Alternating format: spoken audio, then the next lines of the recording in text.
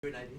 Hi, Scott Orland with CINEMA-Magazine, the show Stranger Things, this time season 3. One of the stars of the film, Dacre Montgomery. Obviously, we introduced to you in season 2. You were kind of the bad boy. Yeah. A little makeover difference that we're kind of seeing in season 3. I've seen the first 2 episodes. Yeah. You're kind of like the sexual desired object at the pool when we first meet you. Yes. Talk a little bit about how you've transitioned from season 2 to season 3. Well, I'd say that I would speak to the whole arc in the sense that I think when we first see Billy, he is objectified. I think my body is objectified in many respects, and I was worried about that to start with. I think it's a really good technique because, as you know, having seen episode 2, it takes such a good whip around, and the whiplash you get out of that throws you into the action in the central part of the season, which is so much darker for my character, and it's so much more interesting, and I'm actually glad they start off with that because the audience has no idea where it's going. Talk a little bit about your conversation with the Duffer Brothers, because you are very pivotal in the trajectory of the darkness that's kind of coming into the town. We discussed a little bit in season 2 about where my story arc, I guess, would go. My main thing that I actually spoke to them about was I wanted to know Billy's backstory, and I wanted to know about his biological mother. And when you watch as the season goes through, you actually learn a lot more about her, and it becomes crucial to the ending and the amazing payoff, I think, or redemptive kind of payoff that it has for my character at the end of the season.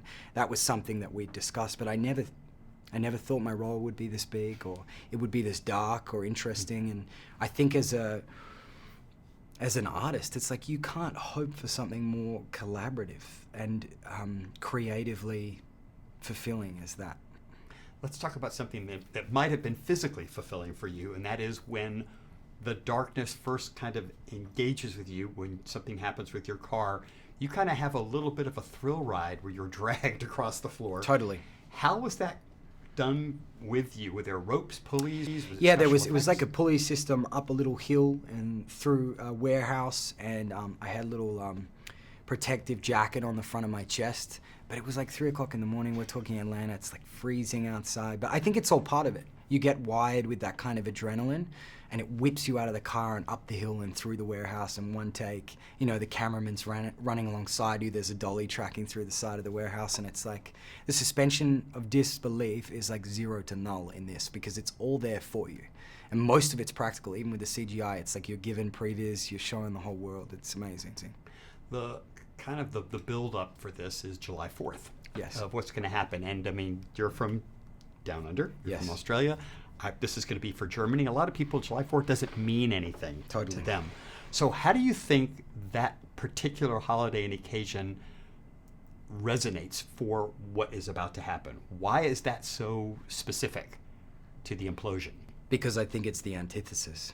I think it's the antithesis to everything that's going on. It's a huge celebration, right, of something that's really important to the local community and the country, right? Which in some ways, what's going on underneath is, in the long run, going to be hugely important to the country, but it's not a celebration. And I think that power play between the light and the dark in this season is fantastically effective.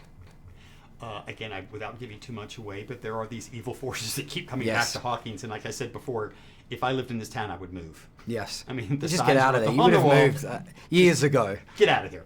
But what has been your own personal kind of relationship to fear?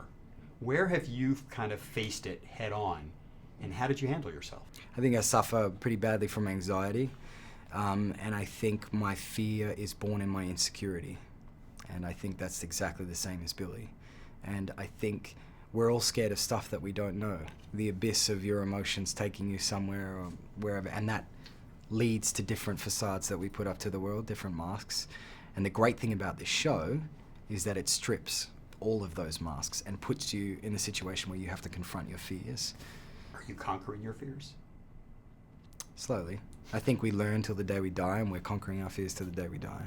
Well, hopefully you have many, many, many years before that happens. Totally. Dacre, thank you so much for your time. Really appreciate it. This is Scott Orland. Until next time.